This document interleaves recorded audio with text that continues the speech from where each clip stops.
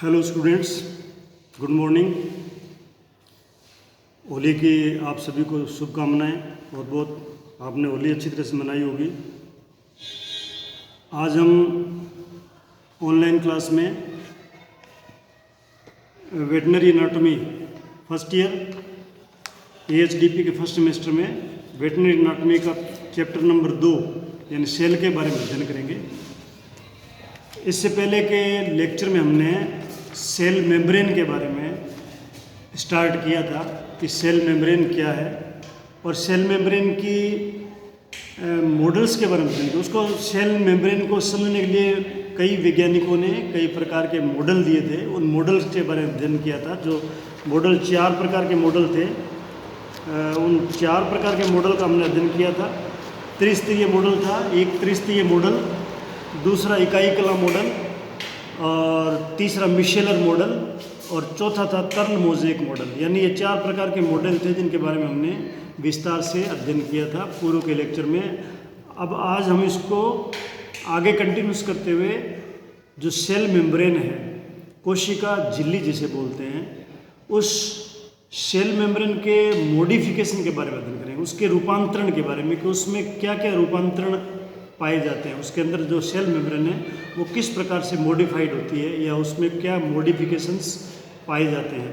तो सबसे पहले आप इसको समझने के लिए आपको पेज नंबर 14 पे जो आपके मॉडिफिकेशन ऑफ सेल मेम्ब्रेन दिया हुआ है, डायग्राम है मॉडिफिकेशन ऑफ सेल मेम्ब्रेन, उस डायग्राम को आप ध्यान से देखेंगे तो इसको आप समझ जाओगे।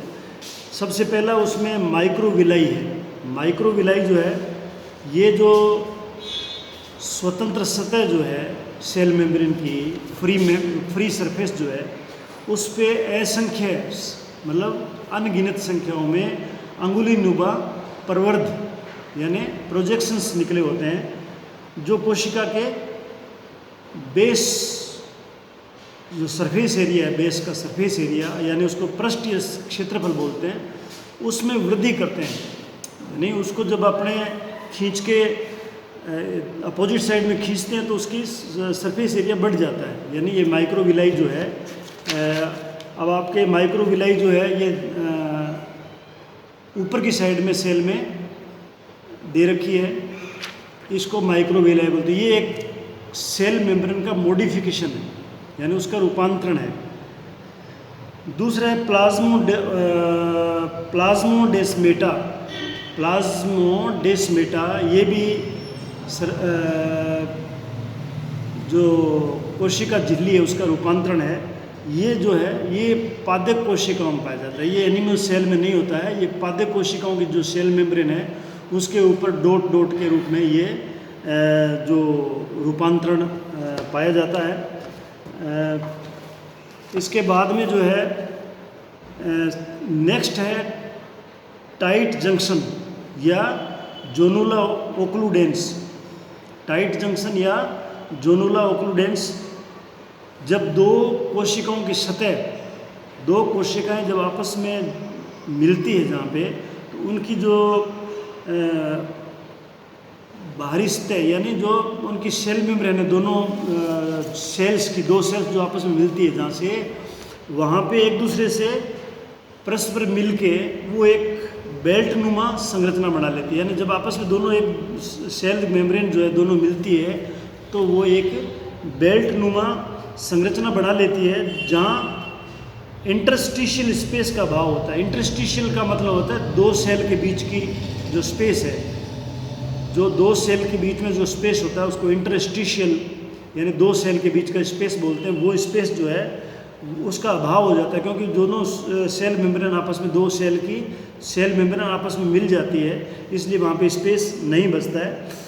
ये बैरियर की तरह कार्य करता है। यानी एक बैरियर होता है, जिस प्रकार से बैरियर लगा होता है उस तरह से ये काम करती है। दोनों ये बेल्ट नुमा संरचना जो बनाती है, ये दोनों सेल्स के बीच में एक बैरियर का काम करती है। ये आपका डेस्मो,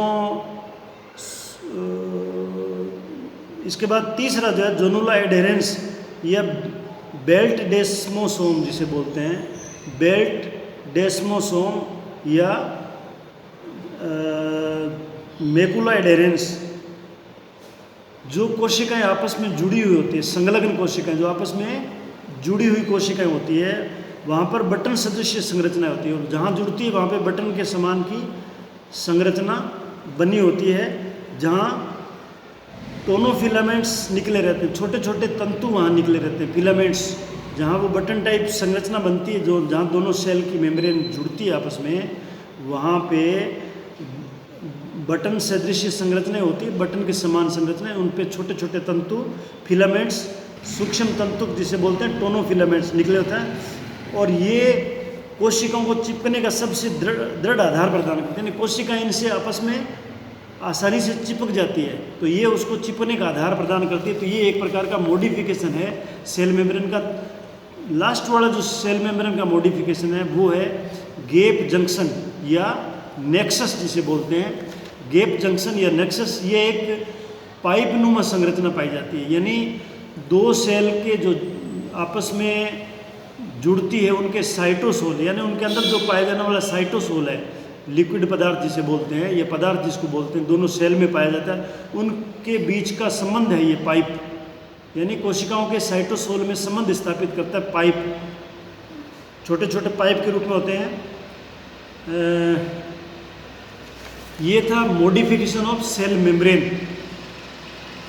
अब नेक्स्ट जो है वो है कोशिका कला के कार्य, यानी सेल मेम्ब्रेन जो है उसके क्या काम है सेल में, सेल के अंदर सेल मेम्ब्रेन के क्या क्या काम है, ये नेक्स्ट टॉपिक है अपना। इसका मतलब होता है एक सबसे महत्वपूर्ण काम होता है सेल मेम्ब्रेन का, सेल को सुरक्षा प्रदान करना, सेल को सुरक्षा प्रदान करना।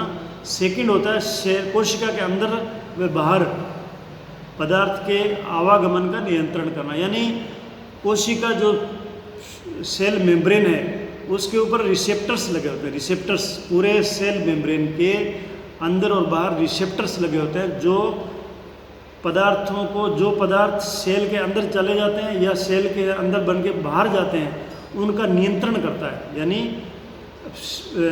कोशिका के अंदर व बाहर पदार्थों के आवागमन पर का नियंत्रण करती है सेल मेम्ब्रेन।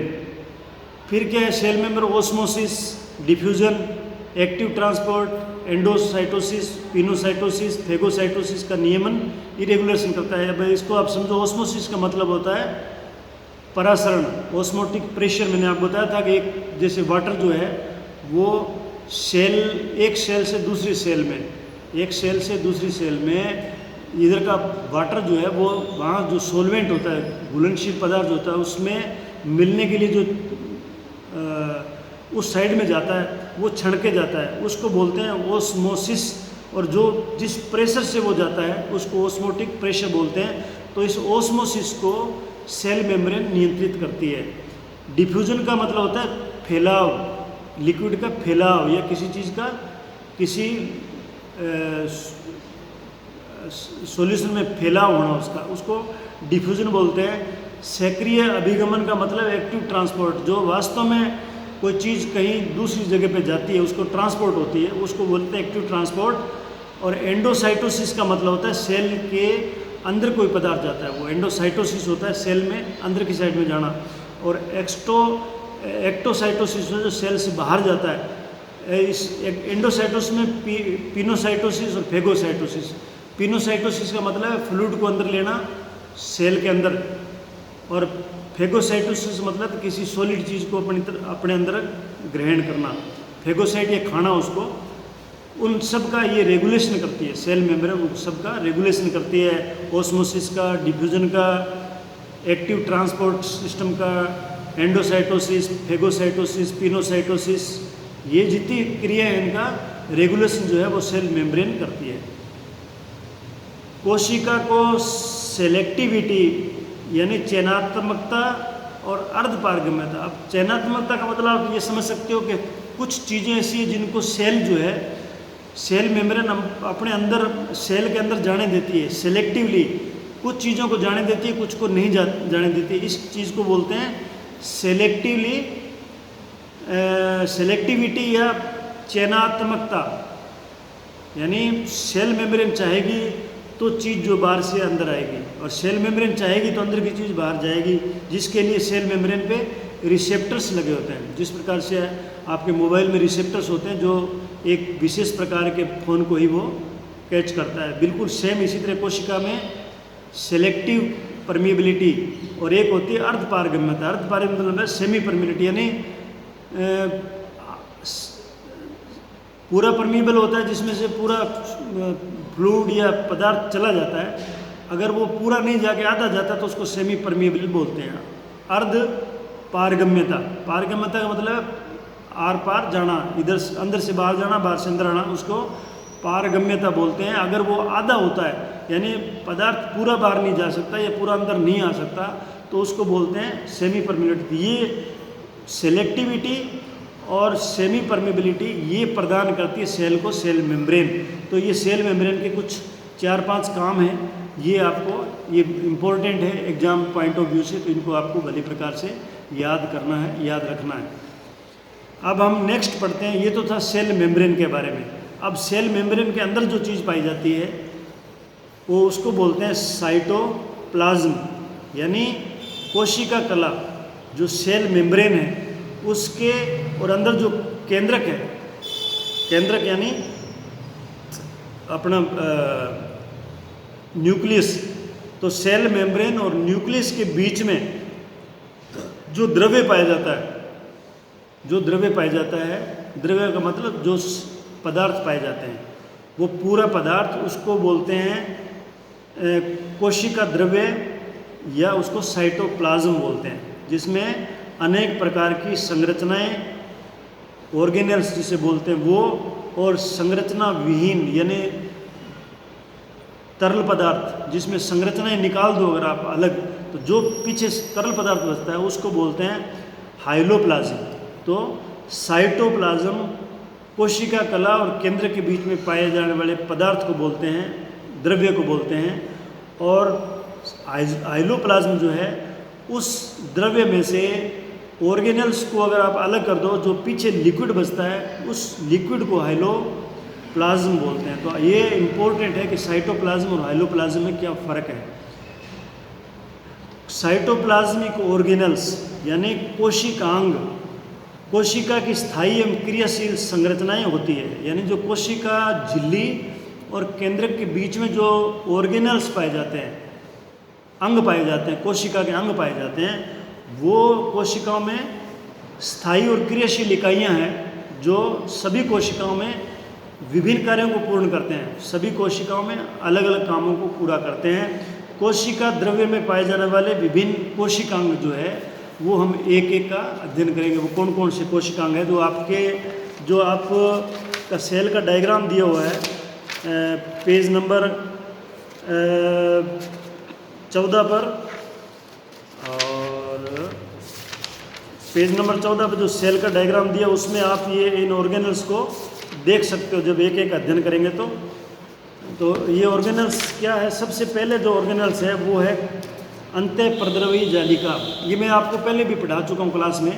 अंतःप्रद्रवी जालिका यानी इसको बोलते हैं एंडोप्लाज्मिक रेटिकुलम, ER शॉर्ट में बोलते हैं एंडोप्लाज्मिक रेटिकुलम। इसकी खोज किसने की थी? सबसे पहले इसकी खोज जो है वो KR पोर्टर ने की थी 1945 में। 1945 में KR पोर्टर नामक वैज्ञानिक ने अंतःप्रद्रवी जालिका की खोज की थी। यह एक जटिल शाखान्वित नलिकाओं व धानियों का तंत्र है। धानियाँ होते हैं वैक्यूल्स, वेसिकल्स। वेसिकल्स का मतलब जैसे आपके हाथ पे कभी छाले हो जाते हैं वो उनको वेसिकल्स बोलते हैं। तो ये क्या नलिकाओं और वेसिकल्स का तंत्र है जो कोशिका की परिधीय झिल्ली तथा केंद्र के मध्य फैला रहता है। परिधीय झिल्ली का मतलब है सेल मेम्ब्रेन, और केंद्रक और सेल मेम्ब्रेन के बीच का जो एरिया है सेल के अंदर, उसके अंदर ये एंडोप्लाज्मिक रेटिकुलम जो है ये फैली रहती है। और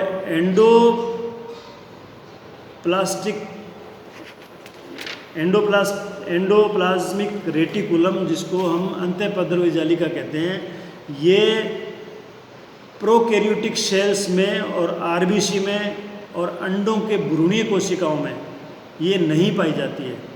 अगर ये इम्पोर्टेंट क्वेश्चन है कि एंडोप्लाज्मिक रेटिकुलम जो है वो कौन कौन सी सेल में अनुपस्थित होती है या नहीं पाई जाती है, तो हम ये कहते हैं कि जो प्रोकैरियोटिक सेल्स है, जैसे बैक्टीरिया है या एल्गी है या प्रोटिस्ट जो है, उनमें उन सेल्स को प्रोकैरियोटिक सेल्स बोलते हैं जिसमें न्यूक्लियस नहीं पाया जाता है। तो ये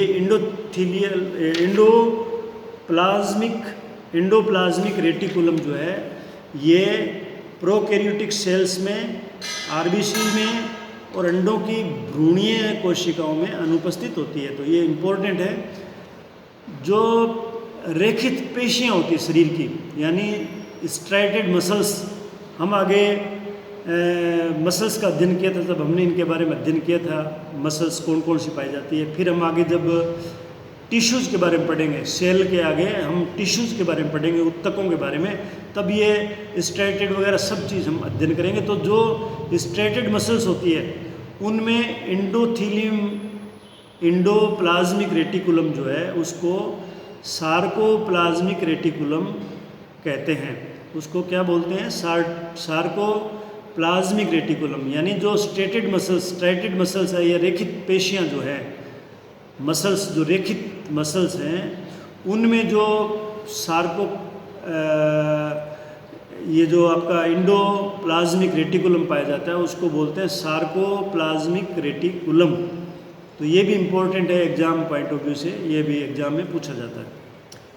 अब एंडोथीलियम या एंडोप्लाज्मिक रेटिकुलम जो अंतःप्रद्रवी जालिका है, ये दो प्रकार की होती है। इनके दो प्रकार होते हैं, यानी एक तो ये होती है रफ और एक होती है स्मूथ। यानी चिकनी अंतःप्रद्रवी जालिका जिसको बोलते हैं स्मूथ ER, और एक होती है खुरदरी अंतःप्रद्रवी जालिका जिसको हम बोलते हैं रफ एंडोप्लाज्मिक रेटिकुलम। तो अब इन दोनों में डिफरेंस क्या है कि जो रफ एंडोप्लाज्मिक रेटिकुलम है, रफ खुरदरी, उसके ऊपर एंडोप्लाज्मिक रेटिकुलम के ऊपर राइबोसोम जो है वो पाए जाते हैं। राइबोसोम उसके ऊपर पाए जाते हैं, राइबोसोम। ये आप डायग्राम भी देख सकते हो, जो एंडोप्लाज्मिक रेटिकुलम जो न्यूक्लियस के पास में है, उसके ऊपर दाने से है ना, वो राइबोसोम है, इसलिए इसको खुरदरी अंतःप्रद्रवी जालिका बोलते हैं। लेकिन जो चिकनी अंतःप्रद्रवी जालिका या स्मूथ एंडोप्लाज्मिक रेटिकुलम है, उसकी दीवार पर राइबोसोम अनुपस्थित होते हैं, राइबोसोम नहीं पाए जाते हैं। तो ये एक मेन डिफरेंस है दोनों में। दूसरा डिफरेंस ये है कि जो एंडोप्लाज्मिक रेटिकुलम जो है, वो रफ एंडोप्लाज्मिक रेटिकुलम जो है वो हमेशा सिस्टर्नी के रूप में पाई जाती है। सिस्टर्नी का मतलब होता है समांतर रूप से व्यवस्थित, लंबी, चपटी, अशाखित व नलिकाकार जो रूप संरचना होती है उसको बोलते हैं सिस्टर्नी। यानी समांतर रूप से व्यवस्थित होती है एक तो, और एक लंबी और चपटी होती है और अशाखित होती है, उसकी शाखाएं नहीं होती है। इसमें एंडोप्लाज्मिक रेटिकुलम जो है रफ वाली, उसमें शाखाएं नहीं होती है और वो नलिकाकार होती है। जैसे नली होती है वैसे ही उसका आकार होता है, नलिकाकार होती है। लेकिन जो अधिकांशतः नलिकाकार होती है, यानी जो स्मूथ एंडोप्लाज्मिक रेटिकुलम है वो अधिकांशतः नलिकाकार होती है। यानी अधिकांशतः हमेशा ही वो नलिकाकार ही पाई जाएगी। जो स्मूथ एंडोप्लाज्मिक रेटिकुलम है वो हमेशा नलिकाकार रूप में रह जाती है। लेकिन सिस्टर्नी के रूप में खुरदरी अंतःप्रद्रवी जालिका वो प्राय पाई जाती है, कभी कभी पाई जाती है, हमेशा नहीं पाई जाती है, प्राय पाई जाती है। कहते हैं ना प्राय ऐसा होता है, तो वो है। अब जो खुरदरी अंतःप्रद्रवी जालिका है, यानी रफ एंडोप्लाज्मिक रेटिकुलम जो है जिस पे राइबोसोम पाए जाते हैं, वो प्रोटीन संश्लेषण से संबंधित है। यानी उसमें प्रोटीन का सिंथेसिस होता है, संश्लेषण होता है। राइबोसोम जो है वो प्रोटीन का संश्लेषण करते हैं, इसलिए खुरदरी अंतःप्रद्रवी जालिका में प्रोटीन का संश्लेषण होता है। और जो चिकनी अंतःप्रद्रवी जालिका, क्योंकि उनमें राइबोसोम नहीं पाए जाते, इसलिए उनमें प्रोटीन का संश्लेषण नहीं होता है, यानी ये प्रोटीन संश्लेषण से संबंधित नहीं है। तो ये था दोनों में डिफरेंस। अब एंडोप्लाज्मिक रेटिकुलम जो है वो 3 रूपों में पाई जाती है, उसके 3 प्रकार हैं, रूप उसके 3 प्रकार हैं। कौन कौन से हैं? एक तो सिस्टर्नी है, जो अभी अभी हमने पढ़ा था कि सिस्टर्नी का मतलब है समांतर रूप से व्यवस्थित, लंबी, चपटी, अशाखित व नलिकाकार रूप। नलिकाकार रूप में होता है वो सिस्टर्नी बोलते हैं उसको, सिस्टर्नी। एक होता है वेसिकल्स, ये गोलाकार व अंडाकार होते हैं। जिस प्रकार से हमारे हाथ में छाले पड़ते हैं, छालों में एक प्रकार का फ्लूइड भरा रहता है, और छाले किस प्रकार के होते हैं आप सभी ने देख रखे हैं। वो रूप जो होता है वेसिकल अंतःप्रद्रव्य जालिका का, उसको बोलते हैं वेसिकल्स। वेसिकल्स रूप उसका। एक होता है ट्यूब्यूल्स। ट्यूब्यूल्स का मतलब नलिकाएं। ट्यूब्यूल्स का मतलब जैसे ट्यूब होती है, साइकिल की ट्यूब है, उस तरह की नलिकाएं जो है वो शाखान्वित होती है, उसकी शाखाएं होती है अलग अलग, और नलिकाकार होती है, उसको बोलते हैं नलिकाएं। जो सिस्टर्नी है वो भी नलिकाकार होती है, लेकिन उसमें शाखाएं नहीं होती है, और नलिकाएं ट्यूब्यूल्स जो है उसमें शाखाएं होती है। तो ये आपको एंडोप्लाज्मिक रेटिकुलम के, और इसका जो प्रकार है उसको समझने के लिए आपको डायग्राम नंबर 16 पे इसका डायग्राम दिया हुआ है। स्मूथ एंडोप्लाज्मिक रेटिकुलम और रफ एंडोप्लाज्मिक रेटिकुलम, उसमें राइबोसोम दिए हुए मतलब डॉट डॉट के रूप में, और जो स्मूथ है उसमें राइबोसोम नहीं है। अब अंतःप्रद्रव्य जालिका के काम क्या है वो हम अध्ययन करेंगे कि अंतःप्रद्रव्य जालिका जो है वो क्या काम करती है। तो एक तो अंतःप्रद्रव्य जालिका जो है कोशिका में एंडोस्केलेटन का काम करती है। जैसे हमारे शरीर में बोन्स जो है, बोन्स, हमारे शरीर में हड्डियाँ जो है वो एंडोस्केलेटन का काम करती है और हमारे शरीर को यांत्रिक बल प्रदान करती है। उसी तरह से सेल के अंदर जो एंडोप्लाज्मिक रेटिकुलम है वो एंडोस्केलेटन का काम करती है और कोशिका को यांत्रिक बल प्रदान करती है। तो ये इसमें क्लियर है ना, इसमें कोई ये नहीं है कि समझ में नहीं आने वाली बात, तो ऐसी कुछ है नहीं। कोशिका के परिवहन तंत्र के रूप में काम करती है, यानी कोशिका के अंदर भी जो मटेरियल है वो ट्रांसपोर्टेशन होता है, अंदर का अंदर ट्रांसपोर्ट होगा या एक सेल से दूसरे सेल में ट्रांसपोर्ट करेगा। तो उसके लिए भी जो कोशिका में परिवहन तंत्र के लिए भी ये एंडोप्लाज्मिक रेटिकुलम महत्वपूर्ण कार्य अदा करती है। अब खुरदरी एंडोप्लाज्मिक रेटिकुलम जो है, यानी खुरदरी रफ एंडोप्लाज्मिक रेटिकुलम जो है वो प्रोटीन सिंथेसिस का काम करती है, क्योंकि इस पर राइबोसोम पाए जाते हैं। राइबोसोम जो है वो प्रोटीन का सिंथेसिस करते हैं, और राइबोसोम जो है वो खुरदरी एंडोप्लाज्मिक रेटिकुलम के सतह पे पाए जाते हैं। एंडोप्लाज्मिक रेटिकुलम जो है वो गोल्जी बॉडी का निर्माण करती है। गोल्गी बॉडी यानी गोल्जी काय जिसे बोलते हैं, इसका नेक्स्ट में हम अध्ययन करेंगे कि गोल्जी बॉडी क्या होती है। तो उनका निर्माण भी एंडोप्लाज्मिक रेटिकुलम करती है। तो ये ट्रू फॉल्स में आ सकता है कि एंडोप्लाज्मिक रेटिकुलम जो है वो गोल्जी बॉडी का निर्माण नहीं करती है, इसका मतलब गलत है ये। अगर ये लिखते हैं कि एंडोप्लाज्मिक रेटिकुलम जो है वो गोल्जी काय का निर्माण करती है, या उसमें ER में गोल्जी काय गोल्गी बॉडी का निर्माण होता है, तो ये ट्रू है। चिकनी अंतःप्रद्रव्य जालिका, जो चिकनी अंतःप्रद्रव्य जालिका है वो कोलेस्ट्रॉल, स्टीरॉयड और ग्लाइकोजन आदि का संगठन और संश्लेषण करती है, यानी उसका सिंथेसिस करती है और उसको इकट्ठा करती है। कौन सी? चिकनी एंडोप्लाज्मिक रेटिकुलम जो है। अब ये चीज़ें आपने कोलेस्ट्रॉल, स्टीरॉयड और ग्लाइकोजन ये आपने फिजियोलॉजी में पढ़ा होगा। फिजियोलॉजी में आपको ये पढ़ाएंगे या पढ़ा दिया होगा कि ये कोलेस्ट्रॉल क्या होता है, स्टीरॉयड क्या होते हैं और ग्लाइकोजन क्या है। तो इनका जो संश्लेषण है या संगठन जो है इनका, वो चिकनी एंडोप्लाज्मिक रेटिकुलम करती है। और चिकनी एंडोप्लाज्मिक रेटिकुलम जो है वो डिटॉक्सिफिकेशन का काम भी करती है, यानी सेल के अंदर जो विषाक्त विषैले पदार्थ बनते हैं उनको नष्ट करना या उनको बाहर निकालने का काम सेल से ये भी चिकनी एंडोप्लाज्मिक रेटिकुलम करती है। तो ये था एंडोप्लाज्मिक रेटिकुलम के बारे में।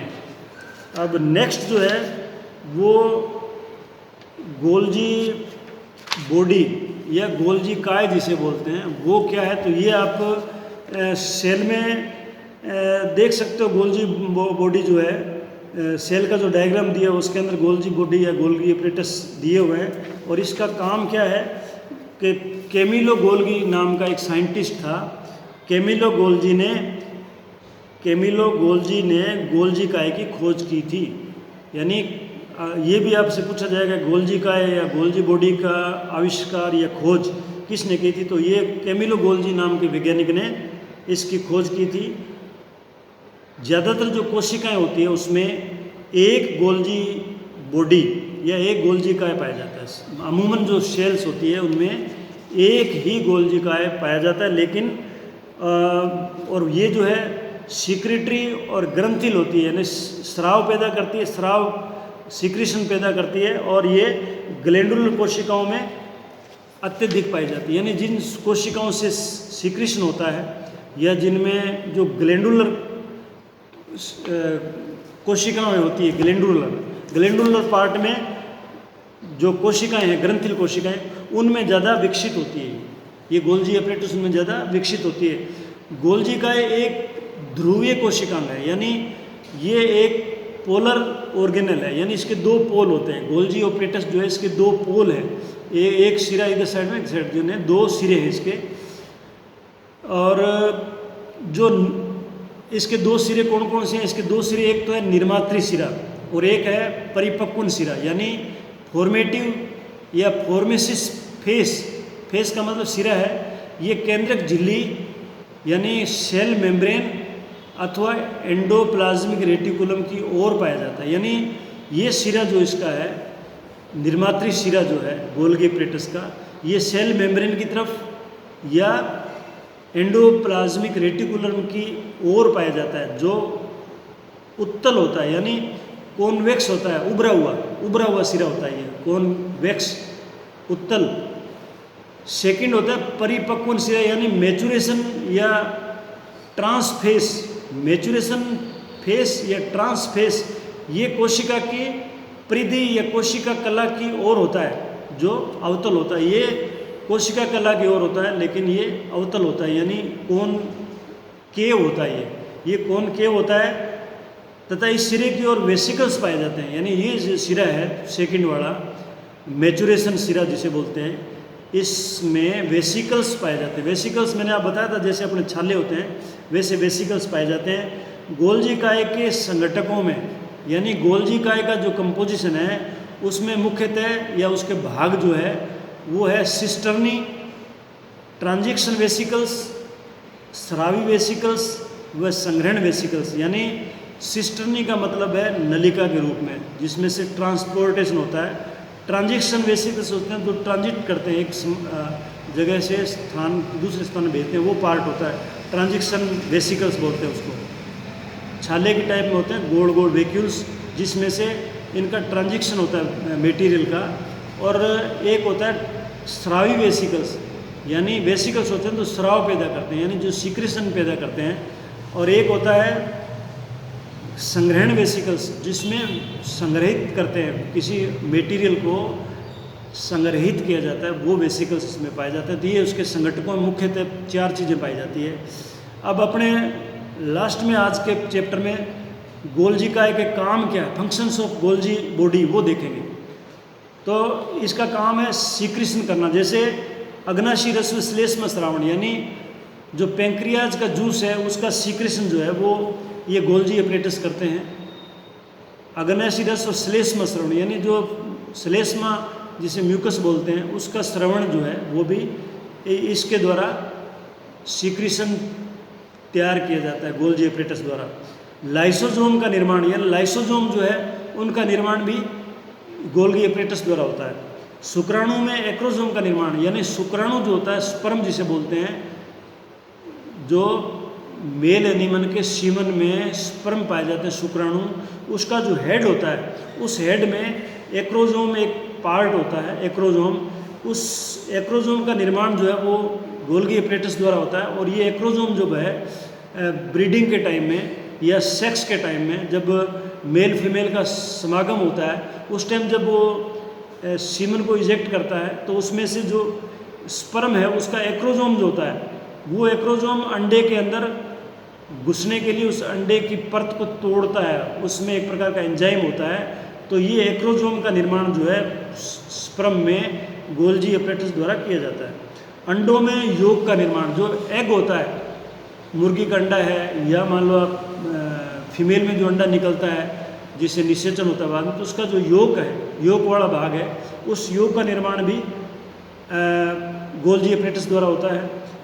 आयरन, तांबा, स्वर्ण आदि का अवशोषण, बॉडी में सेल के अंदर जो आयरन का, कॉपर का और स्वर्ण का, सोने का, ये जो तत्व होते हैं, इनका अवशोषण जो है, एब्जॉर्प्शन जो है, वो भी गोल्जी एपरेटस के द्वारा ही सेल में संभव होता है।